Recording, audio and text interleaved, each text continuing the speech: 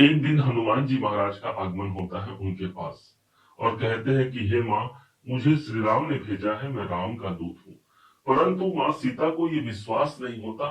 वो यही समझती है कि शायद इसे रावण ने ही भेजा होगा, कोई स्वांग बनाकर, शायद ये भी कोई दानव है जो मुझे छलने आया हुआ है।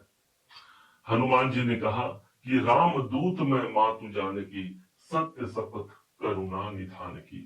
हे माता, मैं श्री राम का ही दूत हूँ।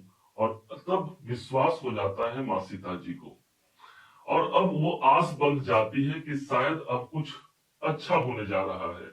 और तभी हनुमान जी पूरे लंका में आग लगा करके श्री राम के पास जाकर के खबर देते हैं।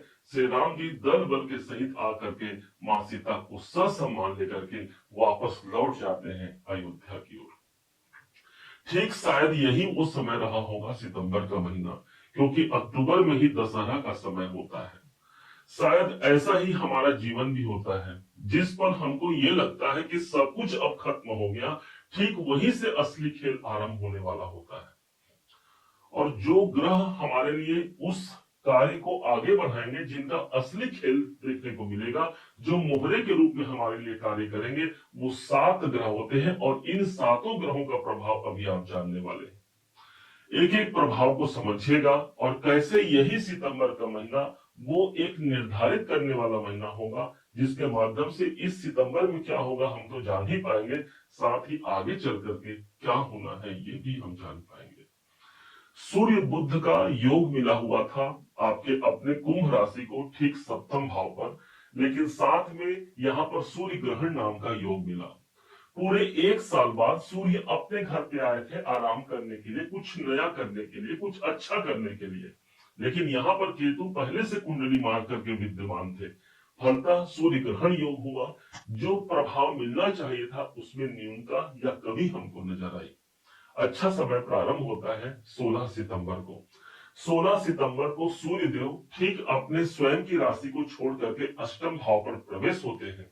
अब अष्टम भाव को भी कोई शुभ स्थान नहीं कहा जाएगा, लेकिन सूर्य देव को यह पता है कि इसके पहले सूर्य ग्रहण है और इसके आगे मैं बढ़ूंगा, जब नवम भाव पर जाऊंगा तब तो मैं नीच का हो जाऊंगा। इसलिए जो इनको रिजल्ट देना है 16 सितंबर से 16 अक्टूबर तक सबसे पॉजिटिव रिजल्ट होगा, और वो भी अचानक होगा, क्योंकि अष्टम भाव किसी भी गतिविधियों को अचानक हमारे सामने लाने वाला एक स्थान होता है।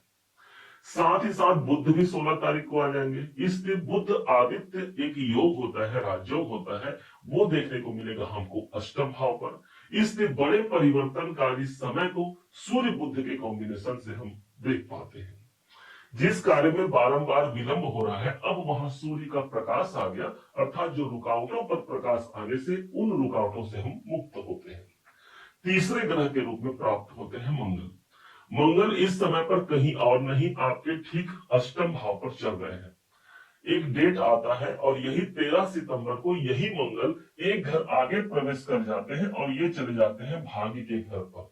मंगल का भाग्य भाव पर नवम भाव पर आना, और ऊपर से ये मंगल आपके लिए पराक्रम भाव के स्वामी है, और यहां से जो इनकी दृष्टि प्राप्त हो रही है अपने खुद के घर पर हो रही है।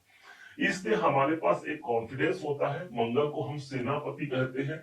सेनापति की भावना हमारे अंदर आती है। जो काम है, जो लक्ष्य है, उस लक्ष्य पर हम काम करते हैं और वहां पर विजय तिलक ये लगा पाते हैं, क्योंकि मंगल अपने ही घर को देख करके उस घर की कभी हानि नहीं करेंगे। और इसी कारण से तीसरे घर पर इनका देखना भाग्य उन्नति और हमारे कॉन्फिडेंस में भी एक अच्छी बढ़ोतरी के तौर पर हम देख पाते हैं। इसके पश्चात जो अगला ग्रह है वो है शुक्राचार्य जी। शुक्र इस समय पर स्वयं छठे भाव पर फंसे हुए हैं, जो कि आपके लिए भाग्य के स्वामी छठे भाव पर होना। हो सकता है पिताजी के स्वास्थ्य पर नरमा गर्मी कुछ ज्यादा चल रही हो। छठा भाव हमारे शत्रुओं का होता है, हो सकता है शत्रुएं अधिक बने हुए हों। अच्छा समय 14 सितंबर को इसी महीने प्रारंभ होता है, जहां पर यही शुक्राचार्य अपने छठे भाव को छोड़ करके अष्टम भाव सप्तम भाव पर प्रवेश कर जाएंगे। सप्तम भाव पर शुक्र का जाना, एक तो भाग्य के स्वामी है और सप्तम भाव पर आए हैं, तो जिनके विवाह नहीं हो रहे हैं या जिनके जीवन साथी या जीवन संगिनी को लेकर के कोई असंतोष चल रहा है, उनके लिए एक अच्छी खबर है, शुक्र प्रेम है, अब वही हमारे दाम्पत्य जीवन पर विद्यमान होगा। शुक्र ही वो ग्रह है जो आपके लिए चतुर्थ के स्वामी है। चतुर्थ के स्वामी सप्तम भाव पर रहेंगे। तो जो लोग प्रॉपर्टी या घर बनाना चाहते हैं या उस फील्ड में जो बिजनेस या काम करते हैं, उनके लिए एक सफलतादायक समय होगा। मित्रवत व्यवहार रहेगा। अपने शत्रुओं पर हम कार्य करते हैं और इस समय पर जो सामने वाला है उस पर हमको विजय की प्राप्ति होती है। शुक्राचार्य भी अच्छे पोजीशन पर आ रहे हैं। अब बच गए 3 ग्रह, और 3 ग्रह आपको मिलेंगे इस चार्ट में। सबसे लंबे अवधि तक चलने वाले ग्रहों में जो सबसे पहले आते हैं, जो कुंभ राशि पर ही कुंडली मार के बैठे हैं, वो है राहु देव। राहु को हम सांप से जोड़ते हैं, और यही कुंभ राशि पर, क्योंकि राहु का अपना कोई घर नहीं है, कुंभ राशि को ही शनि देव ने उनको अपना घर दिया हुआ है। इस हिसाब से राहु का साम्राज्य आपके अपने राशि पर है। अभी तक राहु मृत अवस्था पर थे, और इसी महीने सितंबर के महीने में ही 2 सितंबर से ये मृत अवस्था से बाहर निकल जाते हैं। अर्थात जो राहु का साम्राज्य है, जो राहु का प्रभाव है, सबसे मजबूती से मिलेगा। हम स्वयं इस समय पर ऊर्जावान हो रहे हैं। राहु के पास नेम और फेम है, तो उस नाम की प्राप्ति, उस सम्मान की प्राप्ति हम कर पाते हैं जो जीवन में हमको प्राप्त करना है। राहु के पास एक विजन था, एक लक्ष्य था कि मुझे कैसे अमृत तक पहुंचना है। वो विजन हमारा क्लियर होता है। राहु हमारे अपने ही राशि पर विद्यमान रहेंगे।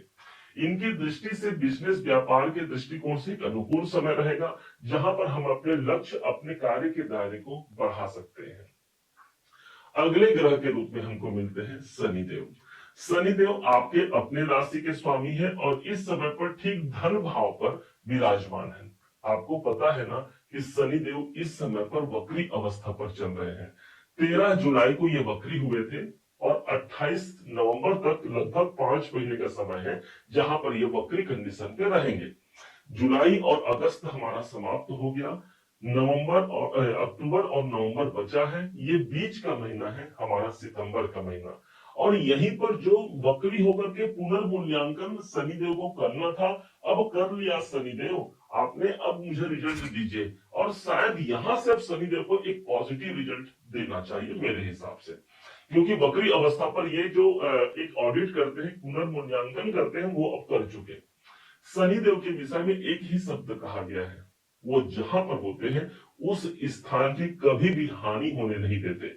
इसका मतलब है कि शनिदेव अभी जून 2027 तक धन भाव पर है, मतलब धन की हानि नहीं होने देंगे, और बल्कि उस घर की जब हानि नहीं हो रही है, इसका मतलब धन वृद्धि के लिए यही शनिदेव एक शुभ परिणाम के रूप में कुंभ राशि को प्राप्त होने जा रहा है। बस शनि के अंदर एक ही बात होती है, वो धैर्य मांगते हैं, और जिसने धैर्य रख लिया, निश्चय जानिए द्वितीय भाव का शनि है, 7.5 का हमारा ये जो समय चल रहा है, इसी समय पर हम एक बड़े मुकाम, बड़े लक्ष्य को हासिल कर पाते हैं। अंतिम और जो 7वें मोहरे के रूप में जो कार्य करेंगे, वो है देवगुरु बृहस्पति। बृहस्पति इस समय पर ठीक 5वें घर पर त्रिकोण के भाव पर चल रहे हैं।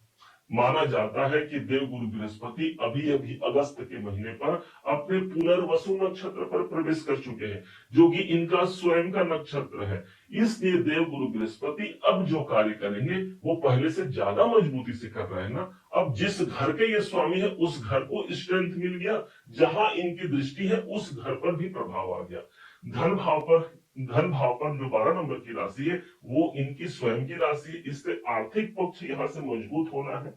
आर्थिक दायरे को हम पार कर पाते हैं, बैंक बैलेंस हम बढ़ा पाते हैं, द्वितीय भाव बैंक बैलेंस का है। ठीक गुरु के पास जो दृष्टि है वो इनकम भाव पर अपने स्वयं के घर पर दृष्टि है। जब भी कोई ग्रह अपने स्वयं के घर को दृष्टि प्रदान करता है, उस घर को कभी खराब नहीं होने देता, क्योंकि उसकी नजर रह गई ना अपने घर पर। ठीक इसी प्रकार गुरु की दृष्टि इनकम के भाव पर है, लाभ के दायरे बढ़ते हैं। हम कोई अधूरा कार्य है उस कार्य पर आगे बढ़ते हैं, कोई इच्छित कार्य है उस कार्य पर हम काम करते हैं। हाँ, ये चीज जरूर कहा गया है कि स्थान हानि करे जीवा।